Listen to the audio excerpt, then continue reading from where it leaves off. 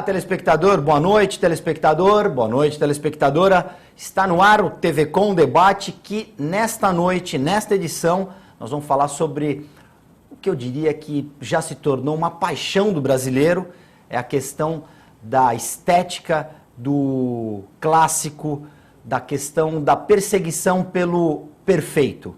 Então hoje a gente recebe aqui o cirurgião plástico, Dr. Rodrigo Aquiles. Boa noite, doutor. Muito obrigado pela presença. Obrigado pelo convite. O senhor vai me ajudar aqui, junto com os telespectadores, a desvendar essa paixão que a gente, conversando um pouco antes de começar o programa, o Brasil é o país que mais realiza hoje procedimentos cirúrgicos plásticos, de corretivos das mais variadas esferas. Eu queria que você explicasse o porquê que o brasileiro, e em geral o ser humano, tem tanta preocupação com a estética e com a perfeição. Olha, eu acho que isso é uma coisa cultural mesmo, né? Talvez seja porque o brasileiro costuma expor um pouco mais o corpo, tem essa parte sensual mais evidente. Eu acho que acredito que está mais relacionado a isso. E basicamente porque a gente acaba tendo essa possibilidade da parte de estética ser bastante desenvolvida no Brasil, tanto na parte de cirurgia plástica como dermatologia. Eu acho que isso ajuda bastante a deixar as pessoas com mais coragem de ser submetidas aos procedimentos estéticos. O Brasil passou os Estados Unidos, passamos os Estados Unidos em procedimentos. Há muito tempo, há pouco, recente? Faz pouco tempo, há uns 2 anos e meio mais ou menos, a última pesquisa mostrou que apesar do brasileiro, do Brasil ter um número mais reduzido do que os Estados Unidos em números de cirurgiões plásticos, e claro, a renda per capita do brasileiro ser menor do que a americana, o número de cirurgias realizadas no Brasil ultrapassou o número de cirurgias feitas nos Estados Unidos, e a gente passou a ser o país onde mais se faz cirurgia plástica no mundo. Uma coisa que encheu a gente de orgulho. Com certeza. Uma curiosidade jornalística que acredito que você vai poder explicar muito bem. Como que se originou a cirurgia plástica e qual foi a primeira parte do corpo em que a plástica foi feita? Isso, a história da cirurgia plástica é uma coisa muito interessante. Na verdade, não começou com cirurgiões plásticos. A turma chamava oleiros e era uma turma que procurava reconstruir alguns defeitos, principalmente aqueles causados por punições de guerra, por adultério, que tinha mais ou menos 2.500 anos atrás. Essa turma começou a estudar tecidos vivos, e eles tentaram, na verdade, recuperar a ponta do nariz, que era amputado nessa época. E dali para frente começou a ter um estudo um pouco mais aprofundado, né, até a igreja suspender a possibilidade do conhecimento orgânico, né, do nosso organismo, e logo em seguida isso voltou de novo. Mas isso é uma coisa que aconteceu há muito tempo atrás, por causa das amputações de nariz. Eu acho que os grandes curiosos começaram a desenvolver a cirurgia plástica há uns 2.500 anos atrás. Então, a mulher que cometeu adultério, para mostrar, para marcar que ela tinha cometido algum crime, alguma falta, era retirada a parte do nariz. O criminoso também. Então, e os prisioneiros de guerra também. E os prisioneiros de guerra, para mostrar uma submissão, de repente. Na verdade, até alguns maridos que tinham realmente com bastante ciúmes, eles, na verdade, amputavam o nariz ou deformavam o nariz da companheira justamente para que ninguém olhasse para ela. Então, a história é uma coisa bastante interessante. E aí passou a existir a preocupação com a correção dessas deformidades, né? E essas correções, elas eram, como você explicou, feitas pelos oleiros, que eram os caras que começaram literalmente a mexer. Existia algum tipo de material na natureza que eles pudessem usar como prótese ou nada? Nada. Era simplesmente uma ideia do que eles achavam que tinham que fazer. Ia lá, fazia, usavam instrumentos grosseiros, claro que não esterilizáveis. As pessoas acabavam desenvolvendo a febre do terceiro dia, que na verdade hoje a gente conhece bem, que é a infecção no pós-operatório. Então, assim, as pessoas que se curavam da febre do terceiro dia, ou seja, praticamente todas as pessoas infectavam, acabavam tendo um sucesso relativo em cima daquela cirurgia. Então, hoje, na verdade, claro que mudou muito, mas se a gente for estudar a história da cirurgia, ela na verdade começou uns 100 anos atrás, né? Quando as pessoas começaram a se preocupar com a higiene antes da cirurgia. Então, assim, nós estamos vivendo uma fase muito curta da história realmente da cirurgia. Tudo aquilo que foi há mais tempo acabou gerando grandes problemas, né? Grandes coisas realmente assustadoras. No caso do nariz, como que é formado o nariz? Eu, como leigo, não sabia, depois você me informou. O nariz não é só cartilagem. Não. O nariz tem osso, tem cartilagem, tem pele, tem mucosa, tem bastante coisa. Quando um paciente chega no teu consultório e fala, Aquiles, eu preciso fazer uma cirurgia porque eu não gosto do meu nariz. Certo. Basicamente, é esse o discurso? Esse é o discurso. E aí, na verdade, a ideia, né, como em todas as partes da plástica, é perguntar o que não gosta. Né? Então, assim, o que você não gosta do teu nariz? Então, eventualmente, ele me dá alguma possibilidade de melhorar aquilo que ele não tá agradando ele. Então, vamos supor, eu tenho um ossinho aqui grande, o nariz é pontudo, é caído, é largo. Então, a gente vai atrás da queixa e tenta fazer uma cirurgia, procura fazer uma cirurgia para corrigir aqueles problemas que ele me mostrou. Algumas vezes a gente... Essa cirurgia é possível, outras não, né? Outras, às vezes, o paciente está precisando de uma coisa a mais do que a cirurgia plástica pode dar para ele. E isso é uma coisa que realmente tem que ser bem discutida. Nessa primeira consulta, existe essa conversa? Olha, você... existe o lado psicológico do paciente. Sim, também. Ele geralmente chega fragilizado, tem essa questão... do psicológico forte? Sim, além dessa parte psicológica que a gente precisa conhecer onde o paciente está, existe a outra parte que é a parte da expectativa. Né? Quando a paciente chega no consultório, ela normalmente tem uma expectativa muito grande, porque aquilo que é passado para ela na publicidade é sempre uma coisa perfeita, ótima, legal, que não gera nenhum problema. E aquilo que a gente às vezes pode dar para a paciente é uma linha um pouco mais para baixo. Então, esse ângulo que é formado entre a expectativa e o que você pode dar para a paciente chama ângulo de insatisfação. Então, quanto maior esse ângulo, maior é o problema que nós vamos encontrar depois da cirurgia. Então, se você chegar e conseguir abaixar um pouco a expectativa e melhorar os teus resultados, estudando e melhorando a técnica, conhecimento, para que a gente possa aumentar os nossos resultados, o ângulo de insatisfação diminui e aí a relação médico-paciente flui que fica tranquilo. É difícil? É muito difícil. Porque as pessoas entram no consultório e falam, você vai resolver os meus problemas. Hoje, Augusto, talvez não seja tanto, mas talvez no começo da cirurgia plástica é muito difícil. Porque quando a gente começa a cirurgia plástica, a impressão que a gente tem é que a gente sabe fazer as coisas e que a gente consegue dar tudo aquilo que o paciente pede. Depois que a gente vai ficando mais velho, a gente vai entendendo que existe algumas limitações. Existe a limitação que o paciente tem, existe a limitação que você tem, existe a limitação que aquilo que já foi descoberto como técnica cirúrgica pode fazer para ele. Então, na hora que você consegue se acomodar dentro dessas limitações, você consegue ter uma relação com o teu paciente muito mais clara, muito mais aberta, e aí o paciente sabe mais ou menos ou quase exatamente o que ele pode esperar daquele procedimento. Nós estamos falando de nariz, mas isso serve para qualquer coisa, né? O nariz, ele tem uma função muito importante no rosto, né? Então, eu queria que você explicasse, às vezes o paciente ele tem um nariz um pouco mais avantajado, mas faz parte da harmonia do rosto. É difícil também explicar isso para o paciente? Não, eu acho que hoje a maioria dos pacientes já entendem que o nariz faz parte do rosto e ele não pode ser trocado por um nariz diferente, né? Agora, ele pode ser melhorado em cima daquelas queixas que a paciente tem. E é claro que a gente tem que entender que o nariz ele tem como função principal a respiração. Então, você operando esteticamente o nariz para deixar ele mais bonito, a gente não pode de forma nenhuma mudar a parte funcional, não pode atrapalhar a parte funcional. E isso é uma das coisas que acontecem bastante. Às vezes o paciente procura a gente com uma queixa funcional e quer mexer na parte estética. Existem raros especialistas que fazem essas duas coisas ao mesmo tempo, mas na minha humilde opinião, eu acredito que a cirurgia plástica deve trabalhar com a parte estética e o otorrino trabalhar com a parte funcional. aí acaba dando tudo certinho, tudo bonitinho. Então, né, numa situação como essa, da rinoplastia, você operaria a parte estética e o otorrino... A parte funcional, numa caso tenha algum problema funcional. Numa mesma cirurgia, existe essa atuação sim. conjunta claro, dos dois profissionais. Claro, órgão, a gente pode deixar o otorrino resolver a parte funcional e em seguida a gente trabalha com a parte estética.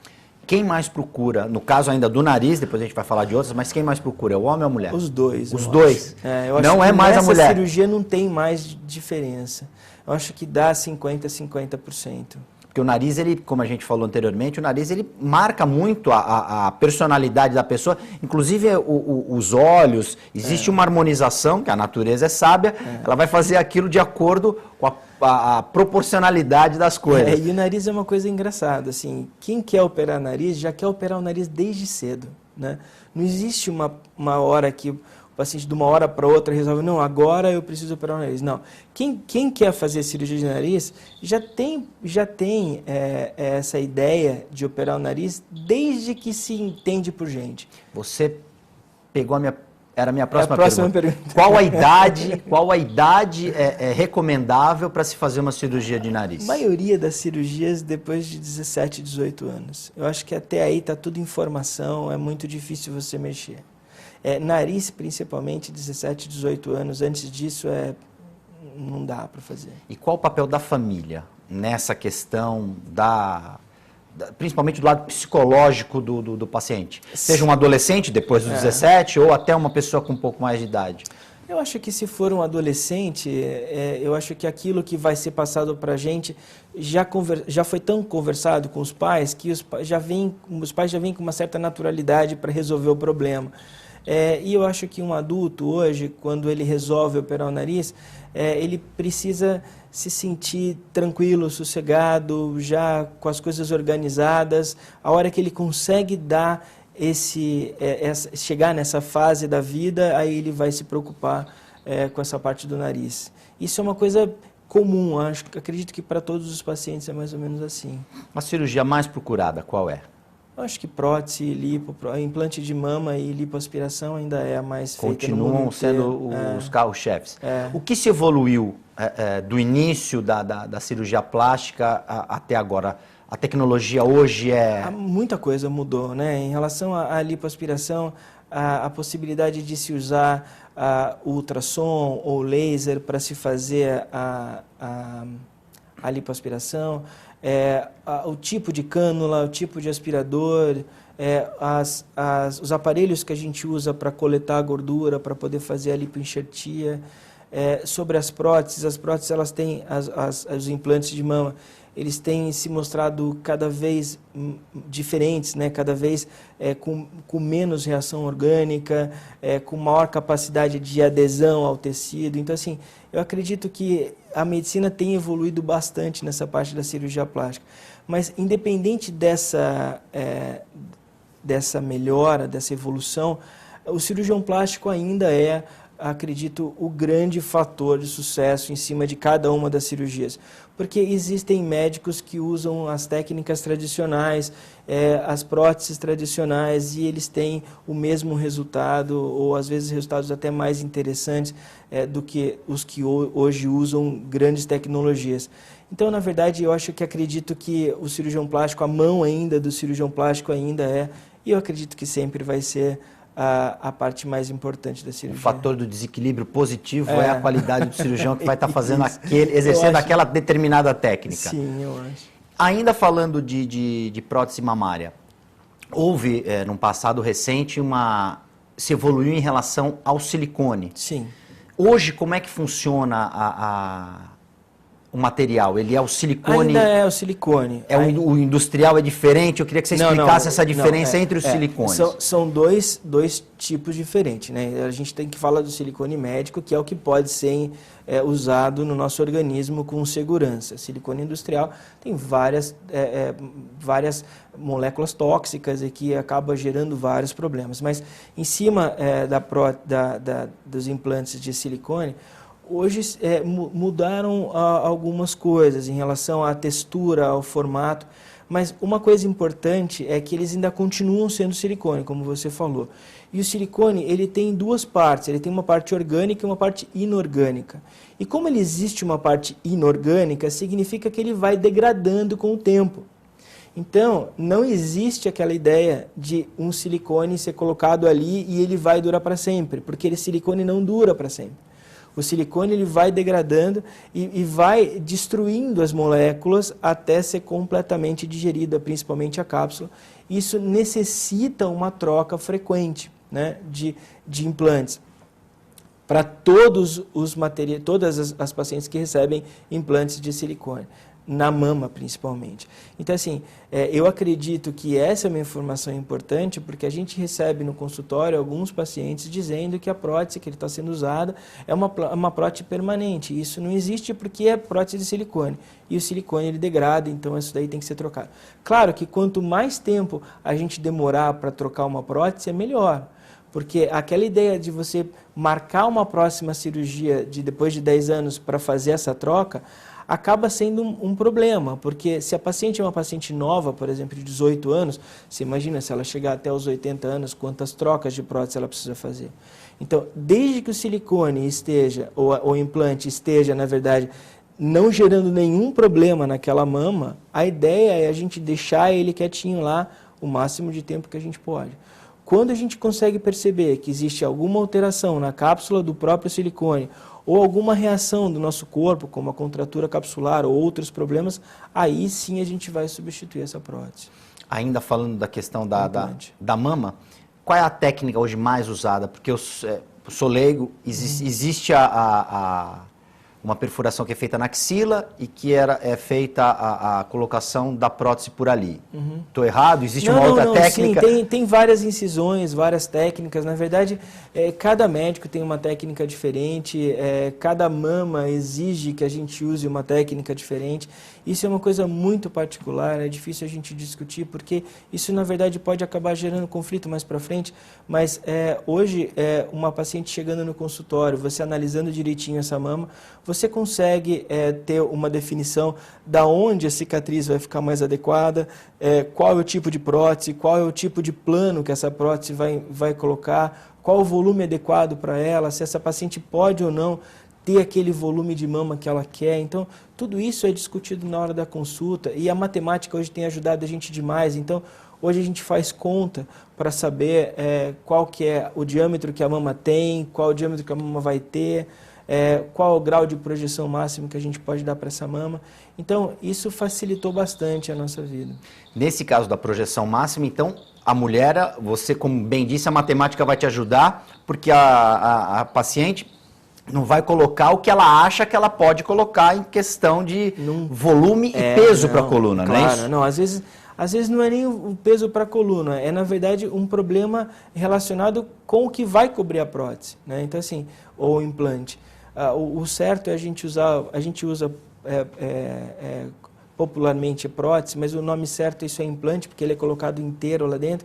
Mas assim, quando você usa a prótese, você tem uma coisa que cobre essa prótese. E essa coisa que cobre é a glândula, é a pele, é a gordura, às vezes o músculo. Então assim, a gente precisa saber se aquela estrutura que tem para cobrir a prótese é o suficiente para cobrir e, mais do que cobrir, sustentar essa prótese. Porque muitas vezes você consegue colocar uma prótese maior, porque tem tecido para isso, mas não tem sustentação. Então, a hora que você coloca a prótese, na verdade, essa prótese acaba pesando no polo inferior e essa mama, num curto espaço de tempo, 3, 4 meses, às vezes, já está com uma mama caída, com falta de projeção superior, e isso acaba incomodando a paciente. A gente tem que ver essa paciente lá na frente, quer dizer, quando a gente vai tomar uma decisão agora, a gente tem que pensar nessa paciente como que ela vai se comportar nos próximos 10 anos, né? Eu sei que é difícil, mas se a gente for fazer alguma coisa agora que gere algum problema na paciente em um curto espaço de tempo, é melhor a gente não fazer. E você sempre alerta as pacientes, olha, esse tamanho que você quer não vai ficar de acordo com a sua altura, com o seu peso, claro. Toda essa conversa, claro. E as pacientes, de alguma forma, tentam ainda às vezes elas contra-argumentar. Então, às vezes sim, mas assim, eu acredito que é difícil você passar para uma paciente todo o conhecimento que você tem dos problemas que ela pode gerar lá na frente. Às vezes isso demora um pouco mais de tempo, um pouco mais de consulta, né? Ou seja, às vezes não é numa consulta que você resolve o tamanho da prótese. Mas isso é uma coisa que tem que ser informado e tem que ser firme uma decisão dessa. Porque provavelmente essa paciente não sabe aquilo que você está explicando para ela. Ela não consegue visualizar o tamanho do problema que ela pode enfrentar se por acaso ela continuar insistindo naquilo que ela quer. Falar uma questão agora sobre a busca do corpo perfeito a qualquer custo. A gente teve aí recentemente várias mulheres que acabaram dizendo que usaram outras substâncias que injetaram dentro do corpo. Como é que se analisa isso como médico, como um profissional que trabalha com a questão estética? É um desvio psicológico dessas pessoas? Elas já estão num grau de dependência da boa forma excessivo? Augusto, eu acho que tudo que a paciente quer, ela vai para um profissional e pede, né? Então, ela chega para um profissional e fala, eu quero aumentar o meu bumbum com esses produtos que hoje já estão proibidos na medicina. Se o profissional chegar para ela e falar assim, não, isso não é seguro, isso não vai ser legal, porque você pode ter problema lá na frente. Eu estou falando isso de uma forma geral. Agora, o que acaba acontecendo é o seguinte, essas pacientes chegam lá e falam assim, olha, eu quero aumentar o meu bumbum, quero colocar 500 ml desse produto de cada lado. Ah, tudo bem, custa tanto, vamos fazer. Então, assim, eu acredito que existe, claro, essa busca do corpo perfeito, mas o que está faltando para a gente é médicos, e muitas vezes eles não são médicos, né? A gente tem que levantar essa possibilidade, de chegar e falar não, ou mostrar que aquilo não é a melhor saída, né? Então, eu acho que existem esses dois lados. A paciente quer determinada coisa, mas se ela encontra um médico sério, ela vai escutar um não. Se por acaso essa moça insistir, ela vai, na verdade, achar alguém que faz o que ela quer. E isso pode resolver o problema ou pode criar um outro problema maior. Então, eu acho que acredito que o que falta hoje é essa consciência da classe médica ou até das pacientes de procurar um profissional certo para aquilo que ela quer, né? Então, assim, vai fazer cirurgia plástica, vai fazer com cirurgião plástico, a mesma coisa. Ah, eu tenho catarata, eu vou operar com ortopedista, vou operar com dermato? Não, eu respeito demais o ortopedista, eu respeito o dermato, mas eu vou operar minha catarata com oftalmologista. Então, assim, se você procurar o médico certo, eu acredito... O médico certo, o médico que tem uma referência, eu acho que dificilmente vai acontecer esse tipo de coisa, né? Porque normalmente esses procedimentos acabam sendo feitos em clínicas que realmente não têm um controle adequado da vigilância sanitária, não tem uma ética adequada dos profissionais que trabalham lá dentro. O que a gente tem muita sorte aqui em Santos, né? Eu acredito que aqui a gente tem muitos cirurgiões plásticos e a gente se orgulha dos cirurgiões plásticos que a gente tem aqui, que cada um deles faz da forma deles, com que Santos seja conhecido e Santos esteja realmente dentro de um cenário da cirurgia plástica do Brasil. De vanguarda, inclusive, sem né? Sem dúvida. Doutor Aquiles,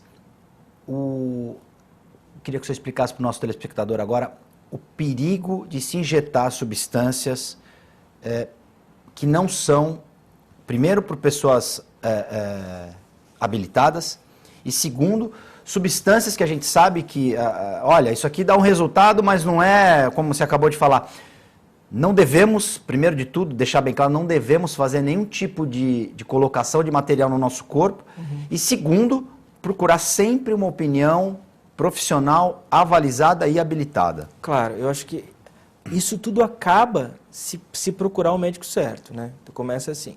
Então, assim, na hora que você vai colocar um produto que não é hoje adequado, estamos falando de não é permitido pelo CRM ou já é proibido pela própria Anvisa, quem vai injetar isso é no mínimo uma pessoa duvidosa.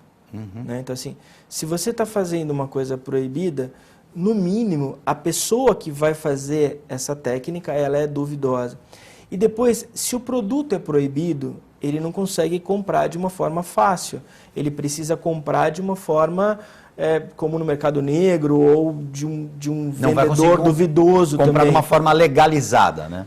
Tudo dá errado. Então você está colocando um produto duvidoso, quem está fazendo esse trabalho com você é uma pessoa duvidosa, então assim, a chance disso dar certo é muito pequena, né? E aí, desculpa-me entrar na sua seara, se a pessoa vai comprar um material que não é legal, se ela vai geralmente fazer uma técnica que não é usada, o que a gente poderia cobrar, por exemplo, de uma asepsia do instrumental que ela vai usar? Ou se o instrumental, né? Com certeza aquele lugar não está registrado na vigilância sanitária, então não tem as técnicas adequadas de esterilização. Assim, dá para ir muito longe em cima disso. Então, assim, na hora que você está no lado negro da força, tudo está errado, né? Então, assim, a chance de ter algum problema realmente é muito grande. E aí, para os nossos telespectadores também ficarem alertas, o que pode acontecer se nós injetarmos alguma coisa que não seja? A gente já viu bastante coisa ruim acontecer, né?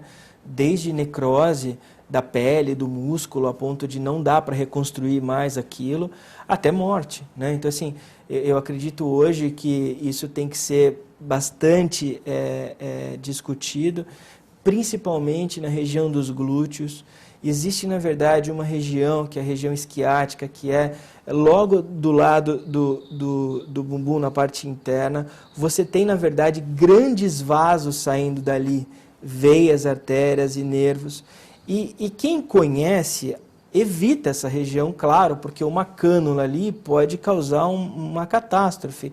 Agora, quem não conhece, né? Porque quem conhece não vai fazer, né? Porque aí existe a tranquilidade da ignorância, que aquele negócio eu faço porque nunca deu nada errado. Então, assim, quem conhece não vai chegar perto daquela área de jeito nenhum, mas quem não conhece pode injetar bastante coisa ali dentro. E aí a gente tem uma lesão venosa, por exemplo, que a gente tem uma pressão negativa, a veia, na verdade, chupa todo esse produto para dentro da corrente sanguínea, que entope o coração, às vezes. Então, assim, e a paciente morre durante o ato do procedimento. Isso a gente já viu algumas vezes acontecer, não de histórias, mas, assim, já vimos várias histórias acontecendo de preenchimento de bumbum, desses materiais aloplásticos, que são produtos, né, dos mais variados tipos. A paciente morre na mesa de cirurgia. Então, na mesa daquele local, né? Em cima de uma maca, né? Na onde é feito o procedimento. Quem trabalha com isso, quem sabe fazer implantes, quem sabe fazer enxerto de glúteo, de gordura, por exemplo, sabe as áreas que tem que evitar, sabe trabalhar com produtos esterilizados, muitas vezes descartáveis. E isso acaba diminuindo demais o número de procedimentos. Nos congressos hoje, a gente praticamente parou de discutir problemas de outros médicos ou de outros curiosos relacionados à cirurgia plástica. Então, quando a gente vai discutir problemas, porque a gente discute bastante problemas, eu acho que é assim que a gente aprende, os problemas que são causados por uma pessoa que não é médica, ou que não é cirurgião plástico, que está relacionado a gente parou de discutir, porque não tem mais cabimento. O número de procedimentos que davam errados eram tão grandes que a gente perdia muito tempo só para discutir um assunto que acredito que ninguém das 2.000 pessoas que estavam ali ia ser maluco de fazer aquilo, entendeu? Então, assim, acredito que hoje a população, através das redes sociais e principalmente através do Google, que tem mostrado para a gente grandes informações, algumas que não valem muita coisa, mas dá essa possibilidade de você conhecer um pouco mais sobre aquele tema, de você discutir, de você procurar um especialista adequado, de você ir atrás de alguém capacitado para aquilo. E aí os problemas vão começar a diminuir. Rodrigo, aqueles um momentinho só, o papo está muito bom, mas o TV com Debate vai fazer um rápido intervalo, nós voltamos em seguida.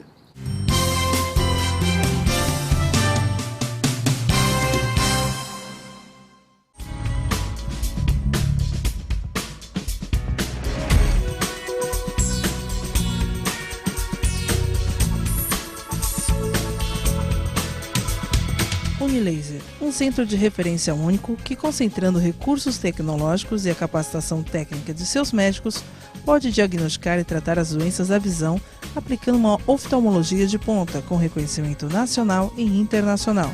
Unilaser, unidade oftalmológica de laser. Olá, você gosta de videoclipe?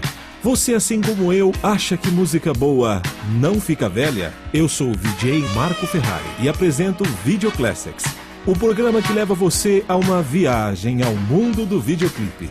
Aqui você vê o melhor dos anos 70, 80 e 90. Video Classics, você assiste aqui na TV com Santos. Espero por você. Ladies and gentlemen, Video Classics. Desabafa aquilo que você tá sentindo. Parece um fraquinho assim chorando, você não é um cara forte? E você tá aí se lamentando, triste? Pra você melhorar, você vai ter que... respirar. Você não acha que você tá reclamando com um problema muito pequeno?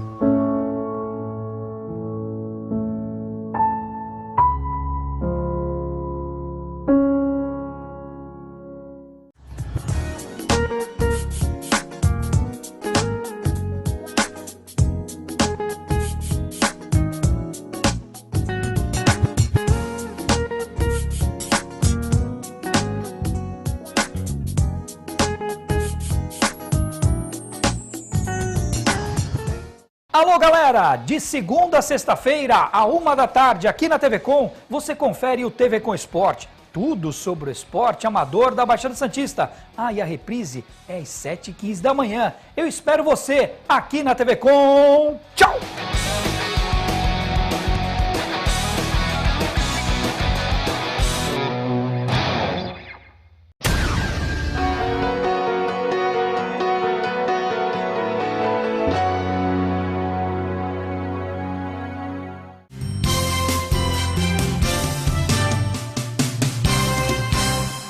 TV Com Debate de hoje já está de volta. Hoje nós recebemos aqui o médico cirurgião plástico Rodrigo Aquiles. Rodrigo, uma pergunta que eu faço sempre aos profissionais de saúde que vêm aqui no nosso programa é por que você optou pela cirurgia plástica dentro da medicina? Você tem uma história muito legal, eu queria que você dividisse com a gente. É verdade. Desde quando a gente era pequena, minha mãe é artista plástica de uma cidade pequena, de Botucatu, né? Onde eu nasci. E aí, a gente chegava da escola e para a gente não fazer muito bagunça e tal, minha mãe sempre dava alguma coisa para a gente fazer das coisas manuais dentro do ateliê dela, onde ela dava aula, para a gente ficar quieto. Então, a gente acabou pegando muito gosto aquilo. Então, a gente fazia casario na telha, fazia peixinho de cobre, pintava, desenhava, fazia escultura, desde os 4, 5 anos de idade. E quando a gente ia para jantar, quando meu pai chegava, meu pai sempre contava as histórias dele de medicina e que acabou fascinando todos nós em casa. E meu pai é realmente um médico sensacional, um clínico da moda antiga e conseguiu passar essa ideia, essa paixão gigantesca que a gente tem, eu e meu irmão, pela medicina. E quando chegou a hora da gente chegar e decidir alguma coisa para fazer, eu não conseguia pensar em outra coisa a não ser juntar essas duas coisas. O que eu acreditava que eu tinha habilidade para fazer em relação à parte das artes plásticas e a profissão do meu pai, que era ser médico. E aí eu falei para o meu pai que eu ia ser cirurgião plástico. Aí meu pai falou, não, calma, na medicina tem infinitas áreas, infinitas possibilidades. Eu falei assim, pai, você não está entendendo, eu só estou fazendo medicina para fazer cirurgia plástica. Então você juntou a paixão da plástica da sua mãe com o trabalho do seu pai de medicina e foi ser cirurgião plástico. Foi muito legal isso. Você falou que seu pai era um cirurgião à moda antiga. Não, meu pai é um clínico. Clínico. É um Dr. House, aquele médico que sabia de tudo, examinava, um pouco, conhecia. Escutava, discutia. Falta isso um pouco na medicina no Brasil. Hoje a gente tem muitos profissionais já indo para a especialidade. Você sabe que nessa mudança que teve em relação à parte mais descentralizada, acabou dando um pouco mais de valor a isso, que são os médicos da família, né? As UPAs e tal. Isso faz com que os médicos, de uma forma geral, volte a se comportar como os médicos antigos, né? Porque eles precisam disso. eles atendem todas as áreas, então eles precisam ter um conhecimento grande sobre clínica para poder nortear, pelo menos, o tratamento de cada um dos pacientes que passam, num primeiro momento, pela UPA. Então, eu acredito que isso está sendo resgatado devagarzinho. Em contrapartida, estão se fazendo grandes especialistas, né? Ou seja, um especialista de uma especialidade, né? E isso faz com que a medicina acabe evoluindo mais ainda, né? Quando a gente precisa de super especialistas, eu acredito que aqui no Brasil a gente já tem. E quando a gente precisa de médicos gerais, o Brasil acabou, por essa forma descentralizada de saúde, começar a dar valor a isso. Na questão da tua formação em cirurgia plástica, você estava me explicando que você concluiu a tua especialidade no exterior. Até por conta de poder fazer a operação na mama. Para conhecer a patologia da mama aqui no Brasil, para fazer mastologia, que é a especialidade da mama, aqui no Brasil você precisa fazer ginecologia, né? E fora, na Espanha e nos Estados Unidos, quem trabalha com essa parte de mastologia são cirurgiões gerais. Então, o que me facilitou a entrar em contato com as patologias da mama, não para tratar a patologia da mama, mas eu acredito que quando você vai operar uma mama, você precisa pelo menos conhecer as doenças dela, né, para poder entender até onde você pode chegar. Porque a cirurgia plástica, ela pode mudar a forma, mas ela não pode mexer na função. Em tudo nós estamos falando, desde abdômen, mama, nariz, orelha, pálpebra. Então, assim, todas essas partes, a gente precisa conhecer bem a parte funcional. E exclusivamente da mama, aqui no Brasil a gente tinha uma certa resistência, ainda tem. Então, para que a gente possa conhecer um pouquinho de patologia mamária, a gente precisa sair ainda do país para isso. E você terminou em Salamanca, na Espanha, e depois foi para Boston, ou foi o contrário? Não, primeiro eu fui para Salamanca, e depois fui para Boston. Fui para a Espanha primeiro e depois fui para os Estados Unidos. E o que você pôde verificar nesses dois países em relação à medicina, os avanços da medicina nesses dois países em relação ao Brasil? Augusto, sinceramente, o que eu percebi foi que os Estados Unidos é um país muito mais rico que nosso, mas em relação à parte médica, né, a parte de atenção ao paciente, atenção de conhecimento técnico, cirurgia, a mão da cirurgia, que é onde eu fiquei, eu, na verdade, fiquei mais orgulhoso do Brasil ainda, né? É claro que não dá para a gente comparar em relação a parte financeira de um hospital nos Estados Unidos e de um hospital aqui no Brasil. É uma coisa que fica anos-luz de distância. Já a Espanha é uma coisa um pouco mais simples, mas em relação à parte médica mesmo, a parte humana, que eu acho que medicina é isso, né? É o contato entre você e o paciente. Isso nos Estados Unidos é uma coisa muito fria, né? E tecnicamente, assim, em relação à parte cirúrgica, a parte de criar diagnósticos e criar tratamentos, eu acho que o Brasil não deve nada para os Estados Unidos. Um dos motivos da gente estar hoje numa posição um pouquinho melhor do que os Estados Unidos em relação à cirurgia plástica e em outras especialidades também. Agora, essa foi a única diferença, e eu só saí realmente por causa dessa necessidade de conhecer patologia mamária. Talvez os Estados Unidos tenham uma melhor condição em função do investimento em pesquisa? Sem dúvida nenhuma. Investimento em pesquisa, investimento em material, sabe? Hoje, em cada leito de cada quarto dos Estados Unidos, você tem lá uma televisãozinha com um fone de ouvido para não incomodar ninguém, sabe? Às vezes, uma ampola de raio-x em cima de cada quarto para poder ir lá, não precisar deslocar o paciente. As unidades de atendimento, de primeiro atendimento, que são as salas de emergência, elas são equipadas para realmente resolver uma boa parte do problema ali, né? Com ultrassom, tomografia, especialistas e tal. Então, eu acho que o que falta, na verdade, é dinheiro para o Brasil para resolver isso, porque os profissionais, diferente de algumas coisas que nós estamos escutando aí da nossa presidente passada, a gente tem muita gente que se dedica muito a medicina, mas muito mesmo. Então, assim, é difícil a gente escutar o que a gente escutou recentemente dos médicos em relação a isso, porque só quem é médico hoje no Brasil sabe o tanto que cada um de nós se dedicou para estar fazendo hoje a medicina com essa responsabilidade que a gente está hoje. Você citou os outros tipos de cirurgia plástica, o abdômen, a pálpebra. Quando que a pessoa, e se é que ela pode perceber, quando existe olha, eu preciso fazer, quando que a cirurgia plástica passa a ser uma necessidade? A gente percebe isso, por exemplo, na pálpebra, existe como a pessoa perceber que a pálpebra está caída e que isso está atrapalhando a visão?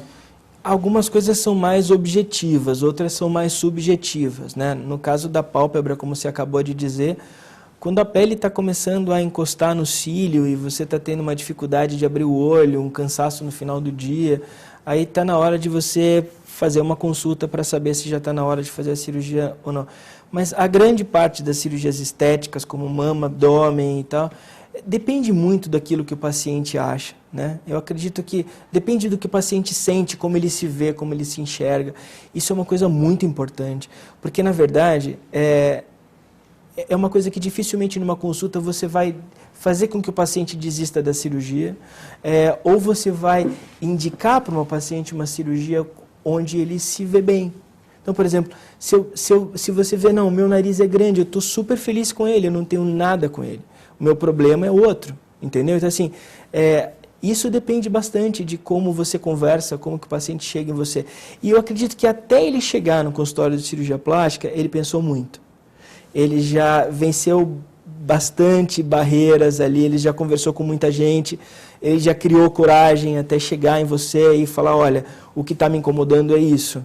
Então, na hora que você vai examinar aquilo, você precisa realmente examinar pensando que aconteceu isso. Você precisa pensar que ele realmente venceu algumas barreiras para estar lá expondo o seu corpo para você ver, para tentar resolver aquilo que ele não gosta. E aí, uma outra questão.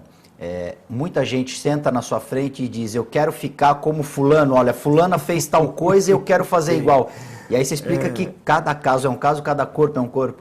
Isso está ficando cada vez mais claro também, né? Que, na verdade, quando a gente vai fazer uma cirurgia plástica, nós estamos reformando um corpo. E muitas vezes a reforma de uma pessoa não dá para ficar igual a reforma de uma outra pessoa.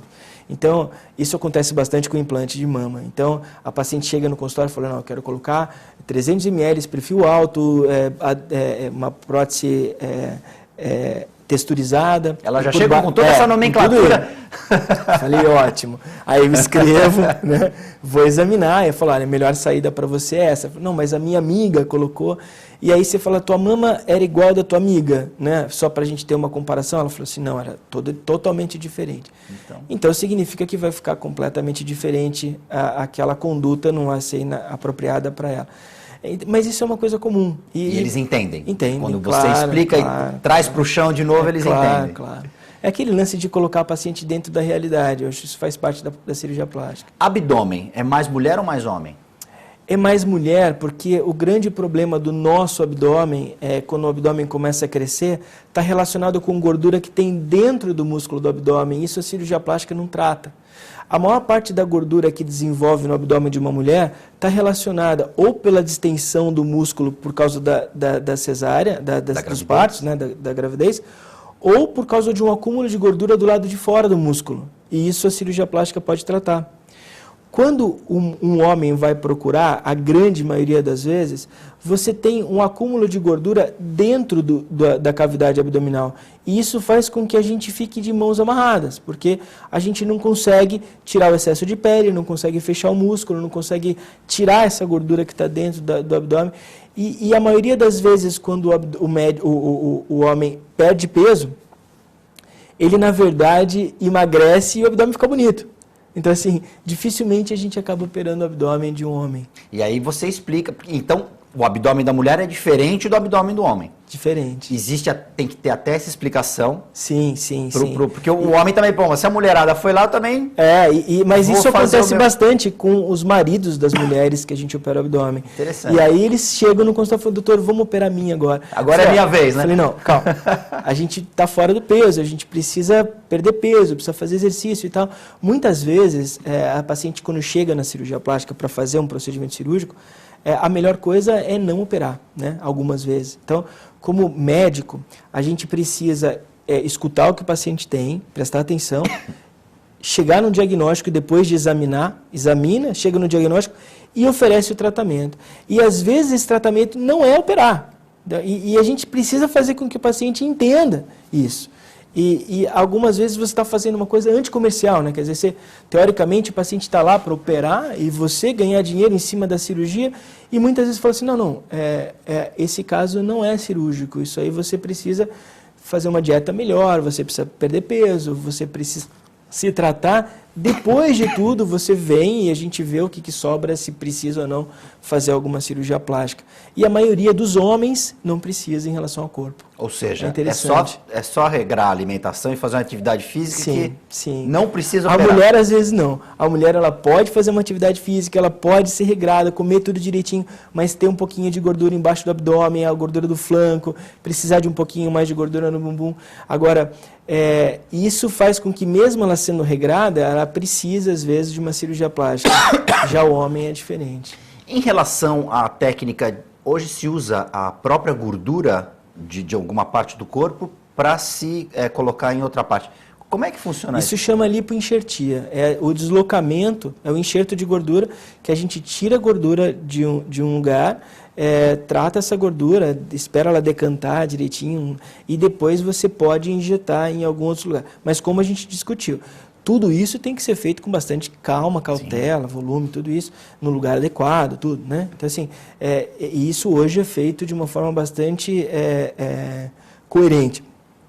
Existe até um procedimento que o pessoal adotou de uma linguagem mais popular, que é a lipoescultura, onde você tira a gordura do lugar onde tem e pode usar ela no lugar onde está faltando. Geralmente essa gordura ela é retirada do glúteo, do bumbum, do abdômen? Não, ela é tirada do abdômen ou da parte lateral da cintura e usada no bumbum. Né? Hoje, a mulher brasileira tem a intenção de aumentar ou enrijecer o músculo do bumbum. Então, é isso que a gente precisa fazer. Dificilmente você tira a gordura do bumbum, né? Mas pode haver uma situação como essa que a pessoa tem um exagero claro, mas isso é muito raro. Mas não vai tirar do bumbum para colocar em outro lugar. Então, eu me fiz entender errado. Retira de alguma parte do corpo e se injeta no bumbum. Isso. Esse procedimento, ele é feito de uma vez só? Sim. A gordura tem que estar viva, né? Então, a partir do momento que você retira a gordura, essa gordura tem que ser infiltrada rapidinho. É um enxerto de pele. Então, você tira uma parte viva de um lado e coloca a parte viva do outro. Então, isso tem que ser feito de uma forma estéril, claro, né? Sem passar pela parte do ar e tal, para que a gente diminua ou acabe com a possibilidade de ter uma infecção nesse lugar, porque é um problema. E aí essa gordura, você explicou que ela tem que ficar, ela vai decantar. Então não é a gordura, digamos assim, 100% daquela gordura que vai sair de um lugar e vai para o outro. Ela vai passar por um... Sim, ela na verdade é assim, ela é armazenada num recipiente durante um tempo, uns 20 minutinhos.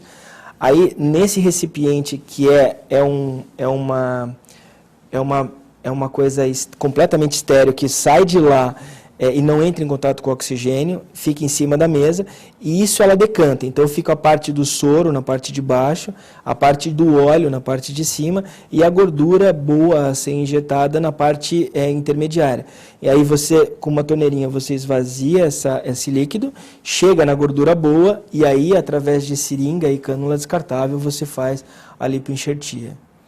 Uma dúvida, você falou da questão funcional. No caso da mama, quem tem prótese de silicone, a mulher pode amamentar sem problema nenhum? A prótese não atrapalha isso. Uma coisa não... Depende, na verdade, do tipo de cirurgia que foi feito para colocar a prótese.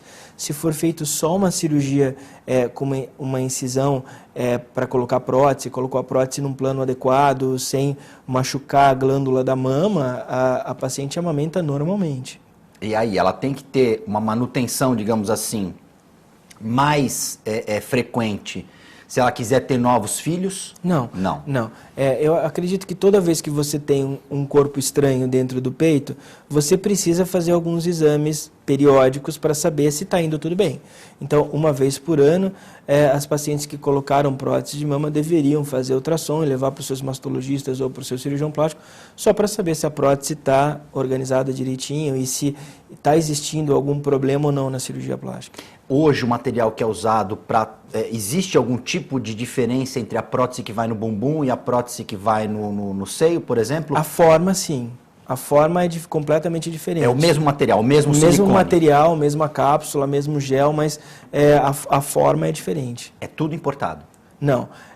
O próprio silicone industrial ele mas no Brasil hoje já tem 2 fábricas de próteses, de implantes, que são fábricas de exemplo do resto do mundo. E acredito que uma boa parte dos brasileiros tem optado hoje por próteses nacionais. Então não ficamos devendo nessa questão da matéria-prima para outros países? De jeito nenhum. Tanto é que as duas fábricas, elas desenvolveram técnicas de se montar próteses diferentes.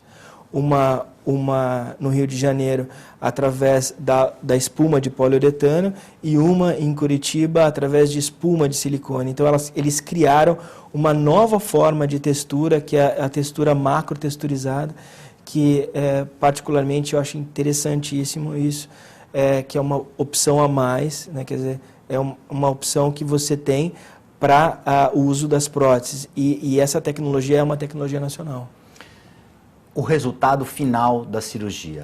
Quanto tempo que a paciente precisa esperar para ver o resultado que ela aguardava? É um processo que não é lento rápido, demais, né? Não, é lento demais. Isso é uma coisa interessante. Então, assim, é interessante quando a gente pensa e quando a gente vai fazer uma cirurgia, né?